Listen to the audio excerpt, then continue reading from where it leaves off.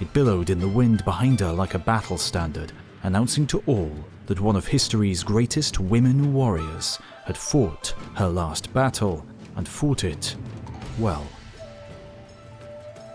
While Sei Shonagon and her noble kin lived their closeted existence in Kyoto, over in the east, events that would have repercussions reaching to the modern age were evolving.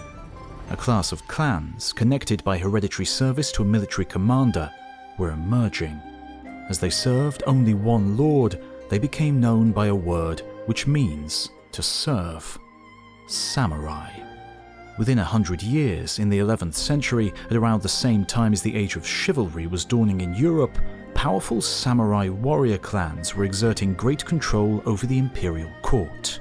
One in particular, the Taira, seemed to be in the ascendancy, and the leader of the clan, Kiyomori, managed to have his 3-year-old grandson installed on the chrysanthemum throne as Emperor Antoku. All seemed to be going very well. In the east, Taira's ancient foe, who had been thought vanquished, the Minamoto clan, led by Yoritomo, raised a host and marched west. When the Taira generals perceived their resurrected foe's strength, they retreated swiftly back to Kyoto without engaging. The next few years saw the east and north fall to Minamoto forces, while the Taira lands suffered natural disaster, famine, and pestilence.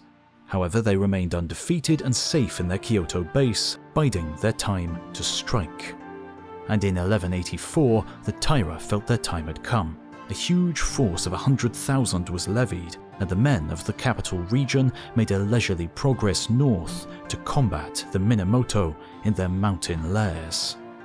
On June 2nd, 1184, battle was joined at Kurikara.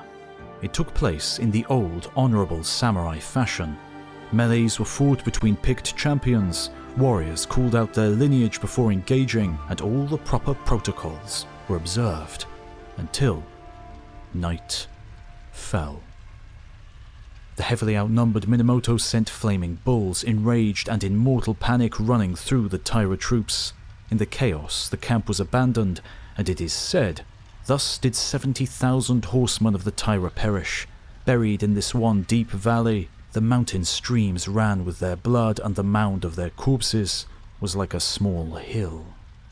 The Taira fled Kyoto, taking the young Emperor Antoku, his treasury, the imperial regalia, and anything else they could grab. They fled still further west, until they could flee no more. Final battle was enjoined at a place called Dan-no-ura. The fighting took place with ships' decks forming a treacherous, swaying battlefield. One wrong step and heavily armored warriors, unused to fighting on the sea, would fall to watery deaths.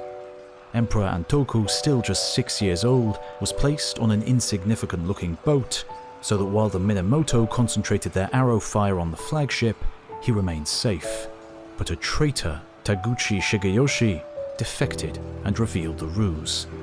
Arrows rained down on the rough-hewn boat, which formed the last few feet of Emperor Antoku's once glorious realm. As the Taira realized there was no further to flee, the Emperor's grandmother held him in her arms. Finally, she jumped. In the depths of the ocean, we have a capital. The Taira were destroyed for all time.